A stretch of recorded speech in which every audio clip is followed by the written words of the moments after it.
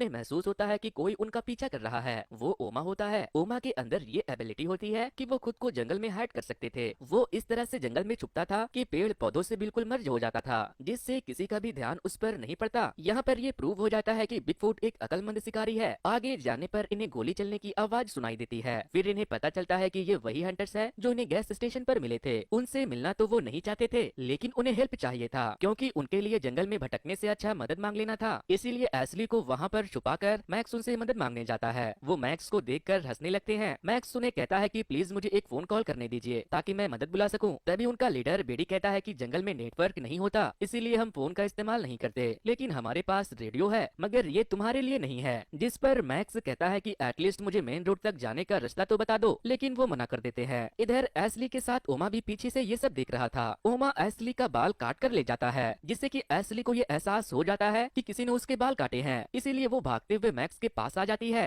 Ashley को ऐसी हालत में देखकर बेडी उनके हेल्प करने लगता है। वो एशली और मैक्स दोनों को कपड़े देता है और सभी यहाँ से जाने लगते हैं। अब ऑफिसर सिर्फ को पता चलता है कि इस कार को ढकेल कर नीचे फेंका गया था और इसके ऊपर पंजे के बड़े बड़े निशान थे। अब तो सिर्फ को भी डॉट हो रहा था। फिर डिप्टी उसे एक मिस्टीरियस औरत के बारे में बताता है जो कई सालों से जिंदा है, लेकिन वो इंसान नहीं है। रास्ते में बेडी फिर से उन लोगों का मजाक बनाने लगता है और एशली के बारे में उल्टे सीधे कमेंट करने लगता है। अपनी बीवी के बारे में ऐसा सुनकर मैक्स को उस पर बहुत गुस्सा आता है, लेकिन बेडी के पास बहुत ज्यादा आदमी थे, इसीलिए मैक्स कुछ भी नहीं करता। फिर इस ग्रुप के दो लोग अलग हो जाते हैं। इनमें से किसी एक को पेड़ के पीछे कुछ अजीब दिखाई देता है और वो उमा होता है, क्योंकि उसके पास छिपने की एबिलिटी होती है। तभी एक तीर उसके गले के आर पार हो जाता है और वो वहीं मर जाता है। तभी उसके दूसरे साथी को भी गले में तीर लगता है, जिससे वो मदद के लिए चिल्ला भी नहीं सकता। ये तीर ओमा ने चलाए थे और हम देख सकते हैं कि उसका निशाना कितना अचूक था। ओमा उसके पास आकर उसकी आंख फोड़ देता है और उसके सर को बुरी तरह कुचल देता है। उनका तीसरा साथी उन्हें बुलाने के लिए आता है। तभी उसे कुछ अजीब आवाज सुनाई देती है, इसीलिए वो डर कर भागता है, लेकिन पैर फिसलने से वो गिर जाता है और उसके हाथ की हड्डी टूट जाती है। तभी ओमा वहाँ आ जाता है और कुल्हाड़ी से उसका सर धड़ से अलग कर देता है। इधर सभी लोग एशली और मैक्स को परेशान कर रहे थे। तभी तीर आकर एक आदमी के आर पार निकल जाता है। इतने में एक आदमी बिगफुट को देखते ही उस पर फायरिंग शुरू कर देता है, लेकिन गोली बिगफुट की जगह उसी के एक आदमी को लग जाती है। इसमें मैक्स को भी कुछ गोलियां लग जाती है, जिससे वो बेहोश होकर नीचे गिर जाता है। जो आदमी बिगफुट पर गोलियां चला रहा था उसे बिगफुट बड़े ही चालाकी से गला काट कर मार देता है और अब बिगफुट एशली को मारने उसकी तरफ बढ़ता है, लेकिन एशली उससे बचकर कहीं पर छिप जाती है जहां ऑलरेडी एक आदमी छुपा हुआ था। उन्हें लग रहा था कि अब वो दोनों सेफ है, लेकिन तभी बिगफुट उस आदमी का जबड़ा फाड़ देता है। एशली उससे बचकर भागती है, लेकिन ओमा यानी बिगफुट उसे पकड़ लेता है। ओमा उसे वहाँ पर लेकर जाता है जहाँ उसने बाकी सबको मारा था। उसे वहाँ वही आदमी मिलता है जिसका उसने जबड़ा फाड़ा था। अब वो नहीं बचने वाला, क्योंकि ओमा अपने पैर से उसका सर क्रश कर देता है। अब ओमा मैक्स को मारने ही वाला था कि तभी बेडी उस पर गोलियां चलाने लगता है, जिससे ओमा के कंधे पर गोली लगने से वो घायल हो जाता है। ओमा बेडी को बेहोश कर देता है और वो एशली के साथ उसे भी अपने साथ ले जाता है। उधर ऑफिसर डिप्टी के कहने पर उसके साथ किसी जगह पर आया था, क्योंकि वहाँ एक औरत को कैंसर था और उसके लिए वो रात को एक रिचुअल करने वाले थे। उसके जाने के बाद एक विच आकर उसे अपने साथ ले जाती है। ये विच वो मिस्टीरियस औरत है जिसके बारे में डिप्टी बात कर रहा था।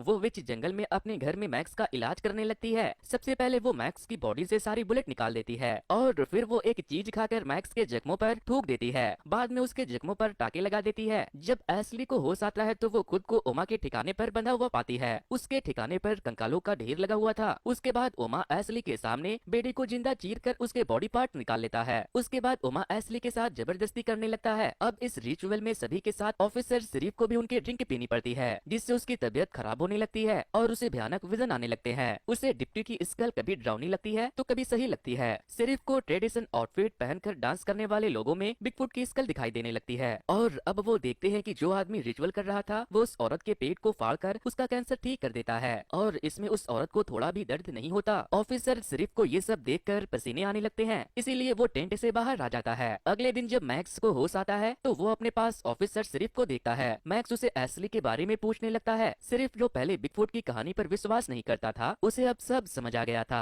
ऑफिसर मैक्स को बताता है कि हमारे जंगल में एक क्रिएचर रहता है जिसे बिगफुट या ओमा कहते हैं। वो ऑफिसर बताता है कि ये क्रिएचर हमारे कबीले के पुराने लीडर हैं और एक जमाने में ये हमारे भी लीडर हुआ करते थे, लेकिन अब इनकी आत्मा बिगफुट का रूप लेकर हमें डरा रही है। बिगफुट एक एंसेंट क्रिएचर है जो एक पुराने कबीले से बिलोंग करते हैं और जब से इनका कबीला बना था तब से ये जंगल में रह रहे थे। वो बताता है कि एशली को बिगफुट उठाकर ले गया। मैक्स कहता है कि बिगफुट के कंधे पर गोली लगी है और अब वो वो घायल और कमजोर होगा। इसीलिए सिर्फ बिगफुट को मारने के लिए और मैक्स एशली को ढूंढने के लिए जंगल में जाने का फैसला करते हैं। उन्हें पता था कि बिगफुट इंसानों और उनके हथियारों का इस्तेमाल कर सकता है, इसीलिए बिगफुट को पता न चले, इसीलिए वो अपने साथ पुराने हथियार ले जाते हैं और एक लिक्विड को अपने पूरे बॉडी पर लगा लेते हैं ताकि बिगफुट उन्हें स्मेल न कर सके। लेकिन सिर्फ अपने साथ एक गन ले लेता है और दोनों जंगल की तरफ रवाना हो जाते हैं। तभी पीछे से वो विच उनका हौसला बढ़ाने के लिए ड्रम बजाने लगती है, क्योंकि ये भी चाहती थी कि बिगफुट मारा जाए। उधर बिगफुट जबरदस्ती एशली को इंसानों का मांस खिलाता है। तभी एशली के मुंह में एक छोटी सी हड्डी आ जाती है और वो उसे पत्थर पर रगड़कर नुकीला कर लेती है।